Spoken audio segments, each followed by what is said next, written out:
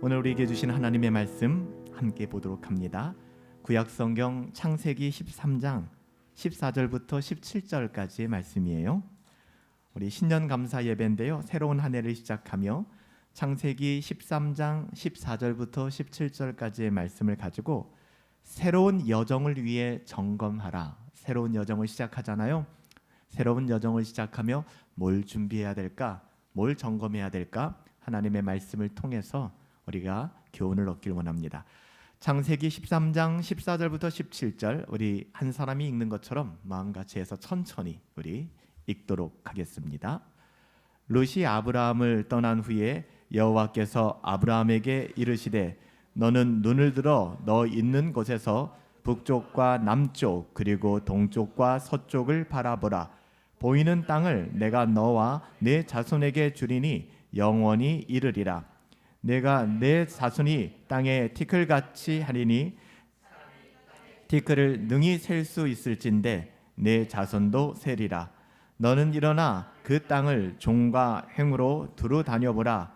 내가 그것을 내게 주리라. 아멘. 창세기 13장 14절부터 17절 우리가 읽은 이 말씀, 새해 첫 말씀으로 새로운 여정을 위해 점검하라 라는 제목으로 하나님의 말씀을 함께 상고합니다.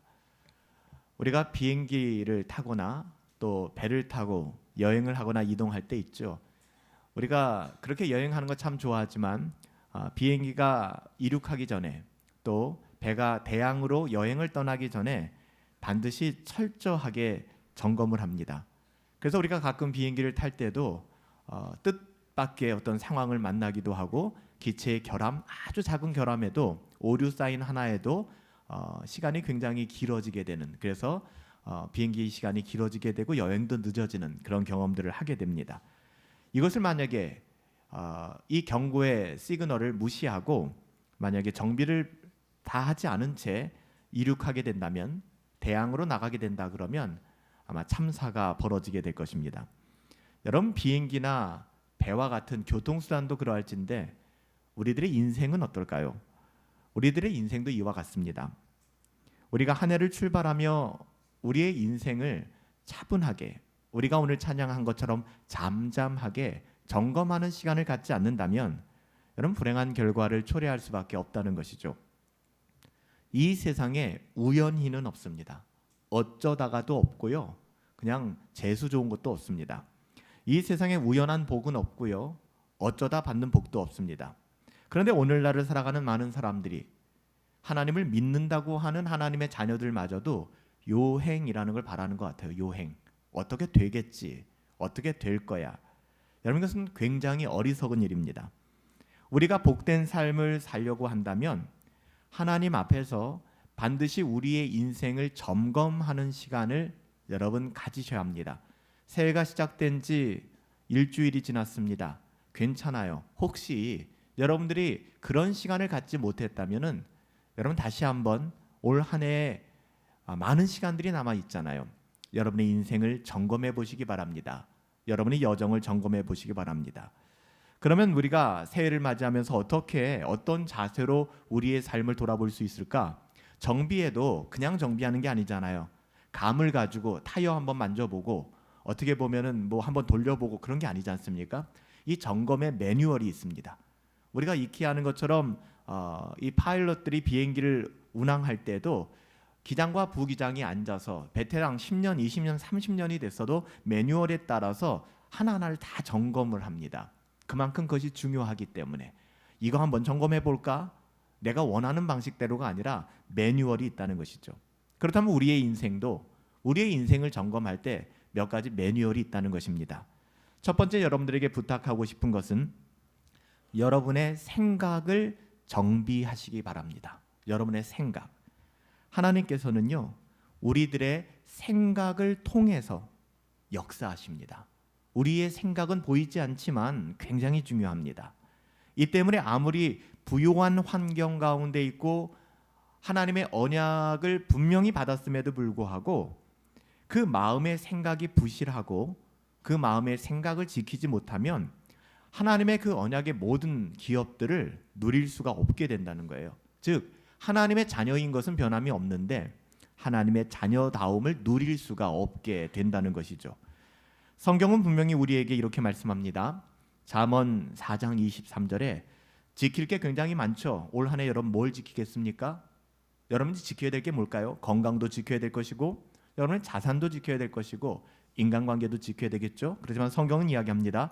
무릇 지킬 만한 것 중에 탑이 있다는 것, 최고가 있다는 것입니다. 내 마음을 지키라는 것입니다. 모든 지킬 만한 것들 중에서 내 마음을 지키라. 왜 그럴까요? 생명의 근원이 네 마음에서부터 시작된다는 거예요. 또한 에베소서 3장 20절에 보니까 우리가 구하거나 생각하는 모든 것에 더 넘치도록 하실 예수님을 고백합니다. 예수님이 어떤 분이시라고요? 여러분들이 생각하는 모든 것 위에 역사하신다는 거예요. 여러분 그쯤 되면 생각이라는 것이 얼마나 중요한 것인가? 그냥 저는 인간적인 생각하는 힘을 이야기하는 것이 아니고요. 하나님의 자녀답게 생각하는 것. 어떻게 우리가 하나님의 자녀답게 생각할 수 있을까? 여러분, 우리에게 하나님이 주시는 생각은 예수님의 생각이죠. 너희 안에 이 마음, 이 생각을 품어야 해. 예수님의 마음이야. 예수님의 생각이야. 우린 예수님의 마음을 가져야 해요. 오늘 공동체 성경 읽기에서도 우리가 잔치집에 갔을 때 멋모르고 네가 상석에 앉게 되면 너보다 높은 사람이 올 때 너는 말단으로 쫓겨나게 될 것이다. 그러니까 겸비하여 낮아지라 라고 이야기를 합니다. 하나님의 자녀들이 가져야 되는 마음은 겸손함입니다. 겸손한 마음이에요. 예수님보다 더 겸손한 사람이 누가 있을까요? 하나님이신 그분이 인간이 된다는 것 자체가 이것은 말도 안 되는 것입니다. 그렇지만 인간의 몸으로 오셔서 죽기까지 우리를 사랑해 주셨잖아요. 우리가 예수님의 마음, 예수님의 생각을 품게 된다면 겸손해집니다. 뿐만 아니라 여러분 복음서를 보시면서 예수님이 이번 생에 망했다. 될 대로 되라. 거지 같다. 이렇게 말하는 거 보신 적 있어요? 없어요. 예수님은 끝없이 긍정적이셨습니다. 적극적 사고방식과 긍정의 힘을 이야기하는 것이 아니라 복음이 주는 하나님을 신뢰하는 하나님의 자녀들에게 주시는 선물이 바로 긍정이에요. 우리는 부정할 수 없는 삶을 살아가는 사람들이죠. 막연한 긍정이 아니라 하나님을 트러스트하니까, 하나님을 신뢰하니까 긍정하게 되는 것입니다. 하나님을 믿으니까. 아담과 하와의 후손인 인간은 그 생각 자체가 부패하였습니다. 그래서 좋은 생각보다는 나쁜 생각에 끌리게 되어 있고요. 좋은 생각보다는 나쁜 생각, 긍정적인 생각보다는 부정적인 생각을 할 때가 훨씬 많습니다. 빛 가운데 들어오기보다는 어두움을 찾아 숨기가 쉽습니다. 인간이 부패했기 때문에 그렇습니다. 하지만 그러한 태도를 가지고서는 절대로 여러분들 2024년 여러분의 인생에 시온의 대로가 열릴 수가 없습니다.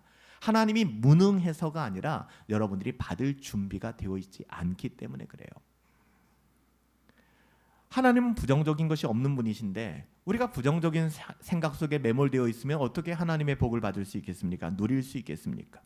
하나님은 어떤 분이세요? 어두움을 빛으로 바꾸셨습니다. 하나님은 혼돈함을 질서롭게 바꿔놓으셨습니다. 추하고 어그러진 것을 아름답게 바꾸셨고요. 더불어 빈곤한 것을 부욕해 하셨고요. 미움과 원한을 바꾸어 사랑으로, 이 세상의 그 모든 부정적인 생각에서 하나님을 신뢰하는 무한 긍정으로 바꾸어 놓았어요. 우리는 그렇게 바뀐 사람들이에요.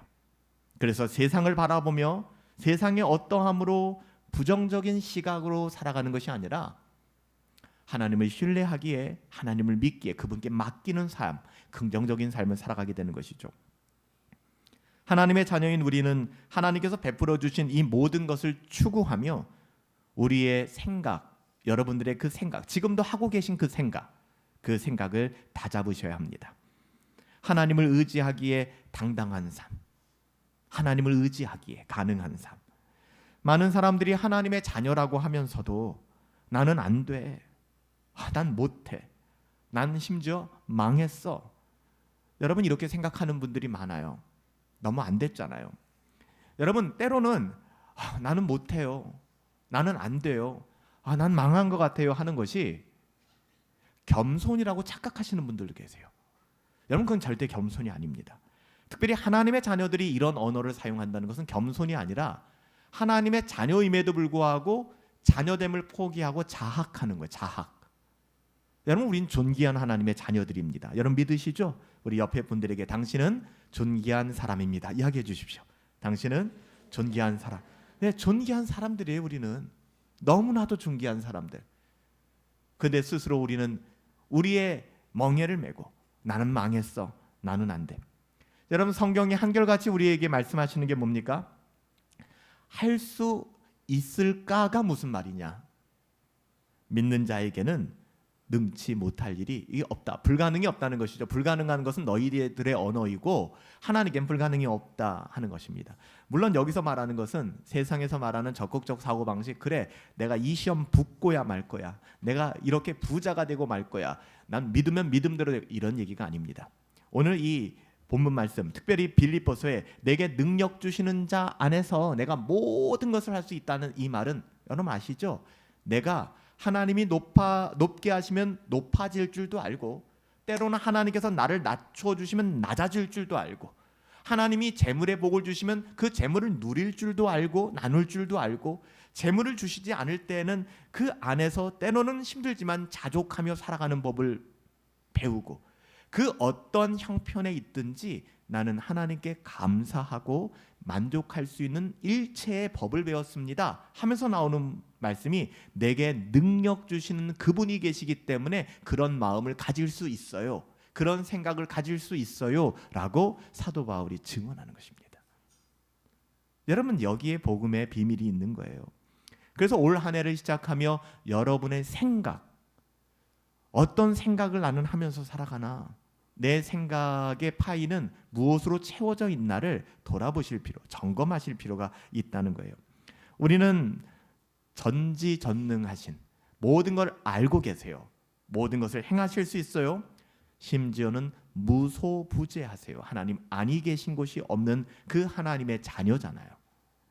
하나님이 우리의 아버지가 되시기 때문에 우리는 그분을 신뢰함으로 세상에서 부정적인 생각으로 살아갈 수가 없는 사람들이죠. 내 아버지가 누군지 안다면 무한 감사가 나올 겁니다.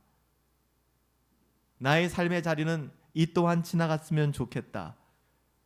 곤고하고 피곤한 인생의 여정이지만 사람들이 너무 힘들겠다라고 얘기하지만 그 안에서 무한 감사와 무한 긍정이 어떻게 나올 수 있을까? 내게 능력 주시는 분이 나와 함께 하시기 때문에, 우리 주님이 나와 함께 하시기 때문에. 여러분, 구약 시대에 보면 이스라엘 역사에서 하나님의 지시대로 이스라엘 백성들이 12명의 정탐꾼을 뽑았어요. 왜 12명의 정탐꾼을 뽑았죠? 12지파니까 12지파에서 12명의 엘리트, 12명의 대표를 뽑은 겁니다. 그리고 그들에게 가나안 땅에 앞서 정탐꾼을 보냅니다. 근데 그들의 보고, 12명의 보고가 상반돼요. 여기서 잘 보세요. 그들이 본 거는 똑같아요. 똑같은 사람들을 보았고 똑같은 민족을 보았고 똑같은 형편을 보았습니다. 그런데 그 12명이 말하는 게 달라요. 크게 두 부류로 나누어집니다. 먼저 여호수아와 갈렙을 제외한 10명, 다수죠, 다수파가 이렇게 얘기합니다. 우리가 능히 올라가서 그 백성을 치지 못할 거야. 우리 망했어. 우리보다 그 사람들 정말 강해. 우리는 잽도 되지 않아. 우리가 두루 다니면서 탐지한 땅은 엄청나게 거대한 사람들이 살고 있었고, 거기에서 본 모든 사람들은 우리보다 키도 훨씬 크고 힘도 훨씬 크고 무기도 훨씬 강해. 그들은 네피림의 후손 아낙 자손의 대장부들이야.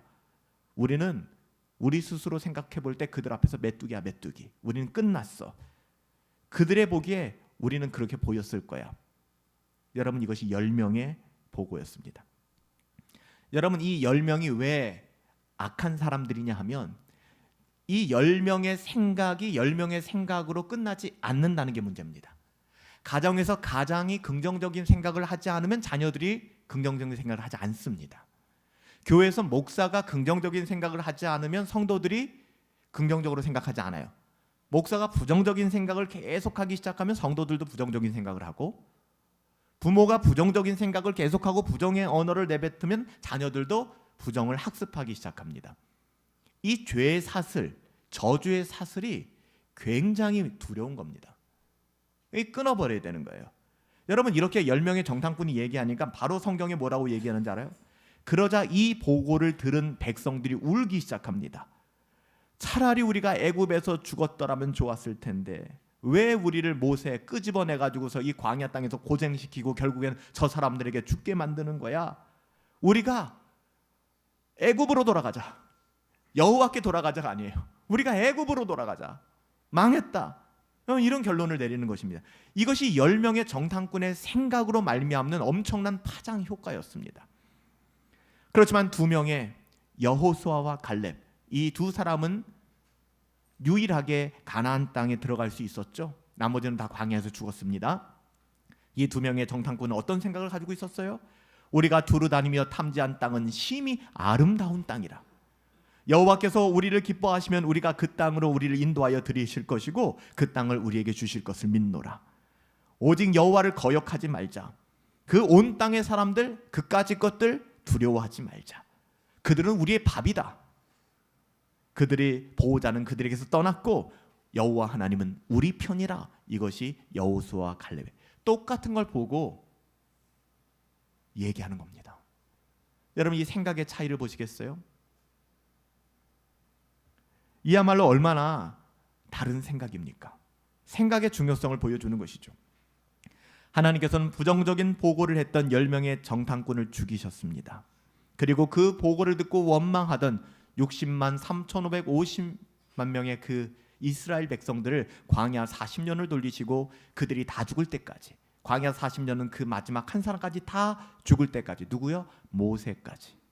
여호수아와 갈렙 빼놓고 모세까지 죽은 후에야 요단강을 가르시고 이스라엘 백성을 가나안 땅으로 들이셨어요. 여러분, 2024년 새해를 시작하며 왜 우리가 우리의 생각을 점검해 보아야 하는지, 여전히 우리 가운데 변하지 않은 일상들, 바뀌지 않는 환경들, 여러분 이 속에서 어떤 생각을 하고 계십니까?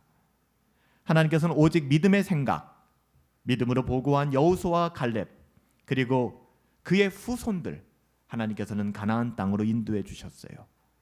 하나님의 약속에 대하여 믿음으로 긍정적인 생각을 갖는 성도들에게 하나님은 복을 누리게 하실 것입니다. 2024년도에 여러분 가정에, 여러분들 가운데 이런 복음으로 말미암는, 오늘 하나님을 신뢰함으로 누리는 복이 있게 되기를 예수님의 이름으로 축복합니다. 또 하나 우리가 점검해야 될 것이 있다면, 하나님께서 우리에게 주신 소명, 꿈이죠. 그러니까 소명, 콜링이에요. 콜링.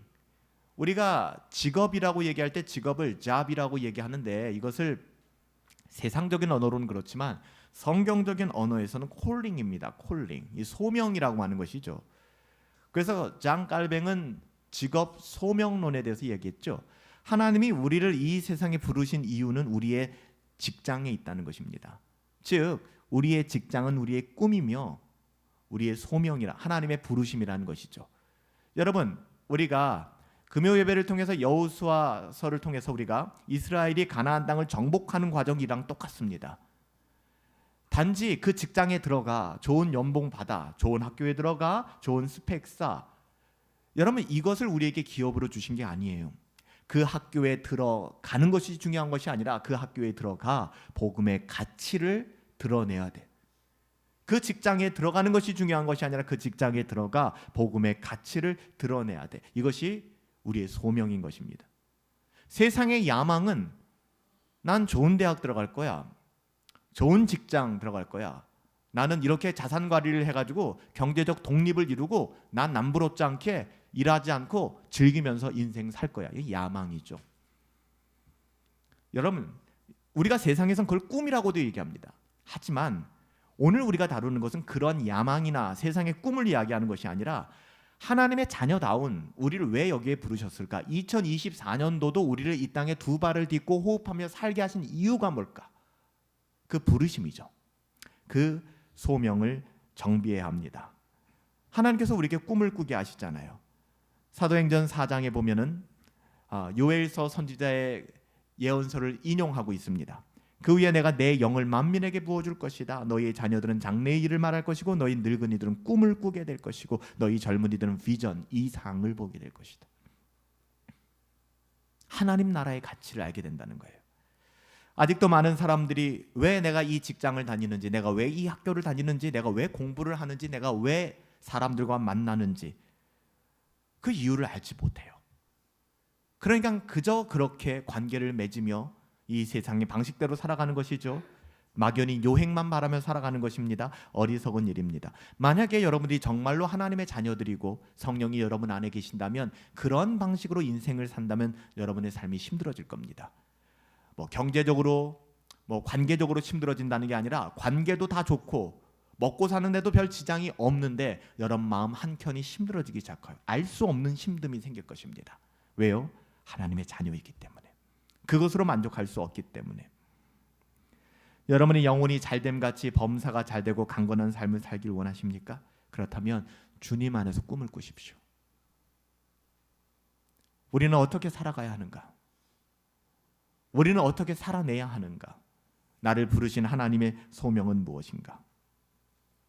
여러분 보세요. 아브라함과 그 조카 롯도 똑같습니다. 우리와 같은 인생을 살아갈 때 그의 인생에 두 갈래 길이 나왔습니다.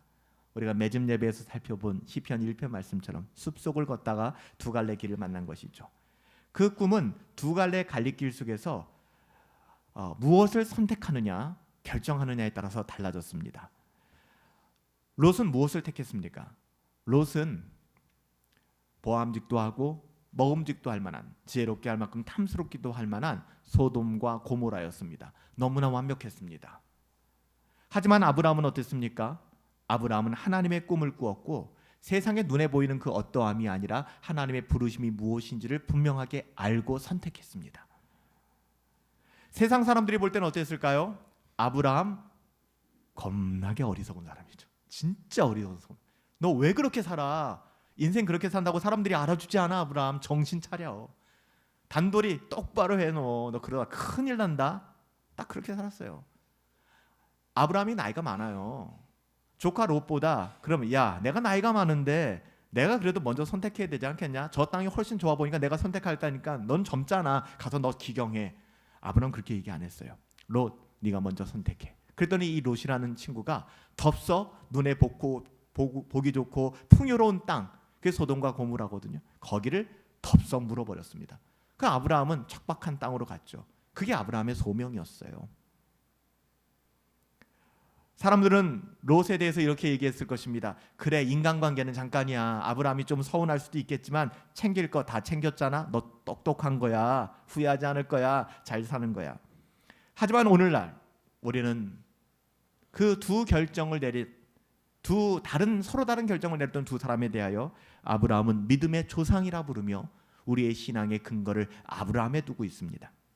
하지만 롯은 소돔과 고모라에서 겨우 자기 목숨만 부지하여 빠져나올 수 있었습니다. 심지어는 그의 사랑하는 아내는 자기가 평생 모아왔던 재물이 너무나 아까워서 뒤를 돌아보다가 소금 기둥이 되고 말았습니다. 더 불행한 가정사는 이어집니다. 롯의 두 딸은 우리는 이제 어떻게 결혼하나, 우리는 어떻게 사나, 이런 말도 안 되는 두려움에 빠지니까 아버지에게 술을 마시고 아버지와 관계를 맺고 아이를 낳습니다. 완전히 망해버렸어요, 가정이. 여러분의 소명은 무엇입니까? 세상에서 잘 먹고 잘 사는 것? 롯처럼 야, 너 진짜 챙길 것 다 챙기는구나. 똑똑해. 여러분 이걸 여러분의 소명으로 삼으십니까?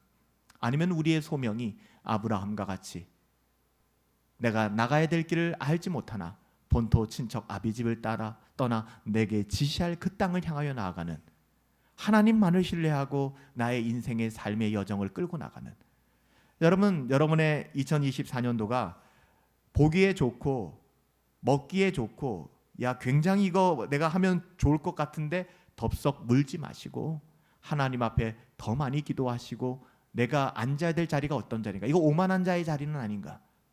이건 악한 자의 길은 아닌가? 끝없이 점검하시고 여러분 그 길을 선택하시기 바랍니다. 여러분 그렇게 우리가 행동할 때 우리의 삶에 놀라운 복이 있을 거예요. 하나님께서도 그런 아브라함에게 구체적인 복을 주셨잖아요. 나이 99에 100세 되어서 무뼈를 보여주면서 밤에 바닷가로 갈릴리 바닷가겠죠. 바닷가로 끌고 나와 아브라함에게 말씀하셔서 하늘의 그 영롱한 별들을 보여주시면서 내 자손이 이와 같을 거야.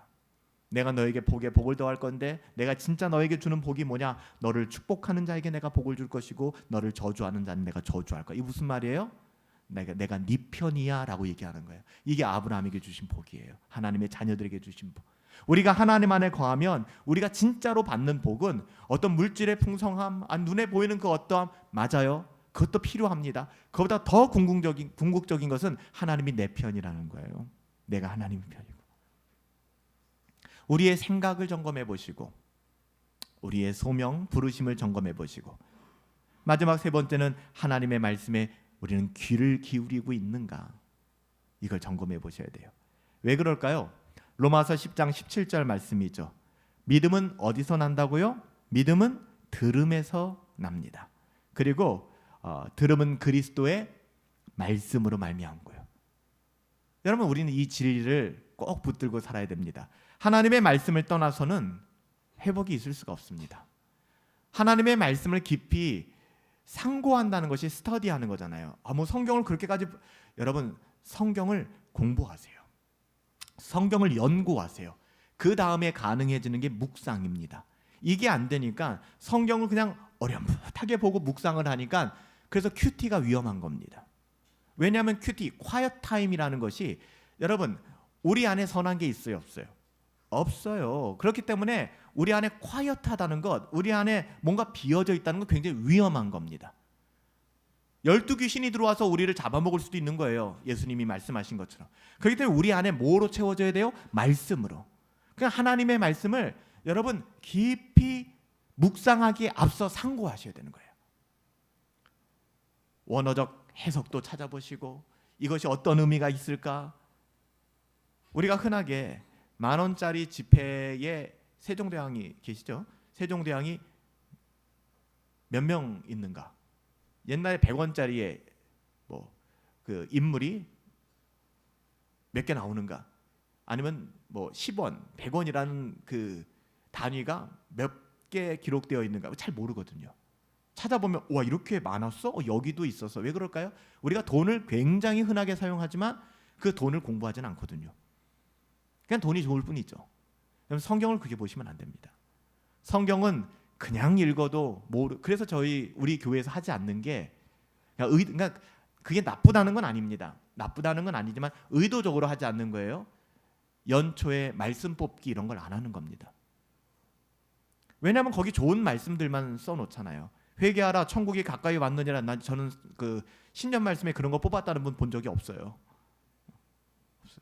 간음하지 말아라, 도둑질하지 말아라, 이거 뽑았다는 분 본 적이 없어요. 전부 다 축복의 말씀들이죠. 여러분, 성경은 그렇게 보시면 안 되는 겁니다. 그렇기 때문에 우리가 한 해를 시작하면서 특별히 사도행전을 우리가 묵상하는 시간들은 굉장히 중요하거든요. 버거우실 수 있지만 포기하지 마시고 그냥 내가 꾸준히 듣기라도 하겠다, 이렇게 시작하는 겁니다. 듣고 나서는 내가 한번 읽어봐야지, 내 눈으로 입으로 읽기라도 해보시고. 많은 것 기대하는 건 아니거든요. 한 스텝 한 스텝 시도하는 게 중요한 것입니다. 그러다 보면 언젠가는 제 주예까지도 쭉 보게 될 것이고, 그 주예 안에 담겨있는 한 단어 한 문장 속에 또 은혜를 받기도 할 것이고, 여러분 이런 역사가 일어나기 시작하는 거예요.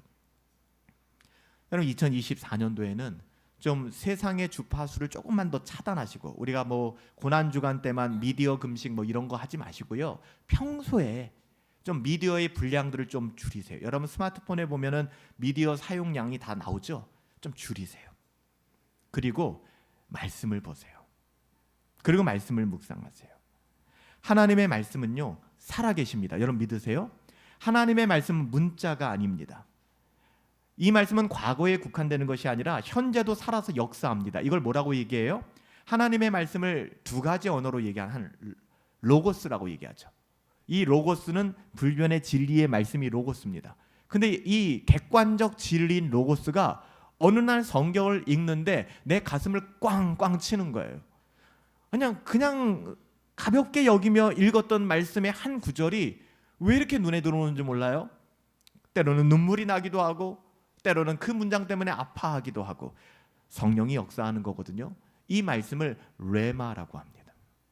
로고스로 머무는 말씀이 아니라 그 말씀은 2000년 전에 기록된 말씀, 4000년 전에 기록된 그 말씀이 화석화되는 것이 아니라 살아 역사에서 내 마음속으로 생명으로 들어오는 것, 이게 레마입니다. 이걸 누가 하세요? 성령님이 하시는 거예요. 그래서 우리는 성경을 지식적으로 읽으면 안 되고 늘 읽기 전에 기도해야 합니다. 하나님 내게 은혜를 주세요. 하나님의 말씀을 깨닫기를 원합니다. 읽고 나서는 또 말씀 붙잡고 기도하는 것이죠. 여러분 이렇게 말씀을 보고 계신가요? 말씀이 우리 가운데 없다면 우리의 인생에 소망이 없어요. 저도 이번 한 주간 사도행전을 읽으며 어느 한 말씀이 내 온 영혼을 휘몰아치듯이 그렇게 다가오는 말씀들이 있었습니다. 내게 주시는 특별한 말씀이죠. 다 다를 거예요. 우리가 서로가 다르듯. 우리가 성령의 은혜 없이 성경의 감동을 받을 수 있을까요? 성경을 읽는데 왜 그 성경이 딱딱하게 느껴질까요? 성경을 읽는데 왜 이것이 이해가 안 될까요? 성경을 읽는데 왜 이것이 와닿지가 않을까요? 너무 그건 간단합니다. 성령의 도우심이 없기 때문에 그래요. 그렇기 때문에 우리가 구할 것은 하나님의 은혜를 구하는 겁니다. 성령님의 은혜를 구하는 겁니다. 겸손하게 하나님, 저는 불가능합니다. 저에게는 아무 능력이 없습니다. 주님 도와주십시오. 내가 한번 성경 읽어버리라. 내가 성경을 한번 쪼개버리라. 교만함입니다. 늘 성경을 대하는 우리들의 마음은 가난한 마음. 하나님의 도우심이 없으면 안 된다는 그 마음. 여러분 우리는 그것을 멈춰서는 안 돼요. 야고보서 1장 5절에 보면 너희 중에 누구든지 지혜가 부족하냐 하나님이 후히 주실 거야. 꾸짖지 아니하시고 주실 거야. 그분께 구해 그러면 주실 거야 라고 약속해 주셨잖아요. 하나님의 지혜를 구하며 하나님의 말씀을 가까이 하십시오. 하나님의 말씀은 우리에게 지혜를 주잖아요. 2024년도를 시작하는 신년 감사 예배를 드리며 아브라함과 롯의 결정, 또 그들의 삶이 어떻게 보면 인생의 여정을 걸어가는 데 있어서 어떤 선택을 했는가를 바라보면서 우리 인생의 여정을 시작하기 전에 점검해야 될 부분들을 살펴보았어요. 첫 번째는 뭐였어요? 여러분의 생각을 점검해 보세요. 난 어떻게 생각하고 있는가? 여러분의 소명입니다. 내가 2024년도를 살아야 되는 이유가 뭘까? 하나님이 나를 데려가지 않고 왜 이 땅에 남겨두셨을까? 그게 소명입니다. 그게 소명이에요. 세 번째는 나는 하나님의 음성을 듣고 있는가? 경청하고 있는가? 이 세 가지가 점검되셨다면 이제는 묻지도 따지지도 말고 다른 사람에게 물어보지도 마세요. 다시 생각해 보지도 말고 담대한 믿음을 내 인생 가운데 선언하세요. 내 믿음 가운데 내 영혼을 향하여 선포하라는 것입니다. 사도행전 3장 6절에 나왔던 그 고백처럼 은과 금은 내게 없다. 나는 아무것도 아니다. 그렇지만 내게 있는 것 곧 예수 그리스도의 이름으로 명하노니 일어나 걸으라 라고 명령했던 것처럼 여러분 스스로 향하여 나는 가진 것 없고 나는 무능하고 나는 날마다 죄를 지을 수밖에 없고 연약한 자들이지만 연약한 인생이지만 내 안에 계신 예수님의 이름으로 명하노니 여러분의 이름을 부르며 영혼아 예수의 이름으로 회복해 라고 명하는 것입니다. 그리고 툭툭 털고 일어나는 거예요. 그리고 그 길 걸어가는 것입니다. 자꾸만 자기의 연민에 빠지고 자기의 어떤 그런 우울함에 빠지고 여러분 그렇게 살지 마세요. 하나님의 자녀답게. 이런 믿음의 선언이 놀라운 결과를 만들었잖아요. 여러분의 어떤 생각을 하느냐, 여러분들이 어떻게 소명을 깨닫느냐, 하나님의 말씀을 어떻게 대하고 여러분이 선언하느냐에 따라서 여러분의 인생이 바뀌어집니다. 잠언 6장 2절에 이렇게 말씀합니다. 내 입의 말로 내가 얽혔으며 내 입의 말로 인하여 잡히게 되었다. 이 무슨 말이에요? 여러분 그러니까 자꾸만 부정적인 말 하지 마세요. 제안하는 말, 나는 안 돼, 너는 안 돼. 아이들에게도 야 너 그래서 되겠어, 너는 안 돼. 이런 말 하지 마세요. 부정적이고 원망, 불평, 불신앙으로 자기를 가두지 마세요. 그럼 오늘 잠언 6장 2절이 뭐라 그래요? 내 입의 말로 내가 얽혔다. 내가 너를 묶어버렸다. 내 입의 말로 인하여 내가 잡혀버렸다. 너 스스로를 가두어버렸다. 그건 네 몫이라는 거예요.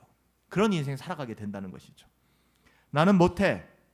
나는 절망이야. 나는 망했어. 이래봤자 뭐 되겠어? 여러분 이런 말들을 우리 입에서 제거하십시오. 우리는 오직 성경에 나타난 하나님의 약속의 말씀을 붙잡고 힘차게 믿음으로 나가야 될 거예요. 예수님 뭐라고 말씀하셨어요? 무엇이든지 너희가 땅에서 매면 하늘에서도 매일 것이고 무엇이든지 너희가 땅에서 풀면 하늘에서 풀릴 거야. 여러분의 입을, 여러분의 언어를 남용하지 마십시오. 여러분의 입술은 능력이 있습니다. 여러분의 말로 축복의 통로를 삼으세요. 같이 망하지 마세요. 10명의 정탐꾼처럼. 새로운 한 해를 시작하며 우리의 신앙과 인생에 있어서 세 가지를 정비하고 우리 마음속에 담대히 이 모든 것을 선포하며 조금 더디고 늦은 감이 있더라도 속도가 중요한 게 아니에요, 여러분들. 패스트 트랙이 좋은 게 아니라고 말씀드렸잖아요.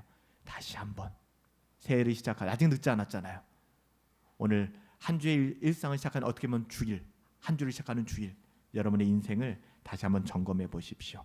2024년도 우리의 생각과 소명과 뿐만 아니라 하나님의 말씀에 대한 태도를 점검하시면서 더욱더 강력하게, 가장 안전하게 여러분의 인생의 여정을 행할 수 있게 되기를 예수님의 이름으로 축복합니다. 살아계신 아버지 하나님, 우리는 무엇을 생각하며 어떻게 생각하며 살아가고 있는지 다시 한번 돌아보길 원합니다. 혹시 나는 이 세상의 야망만 추구하고 살아가고 있지 않은지, 내게 하나님께서 주신 꿈과 소명은 있는지 다시 한번 점검해 보길 원합니다.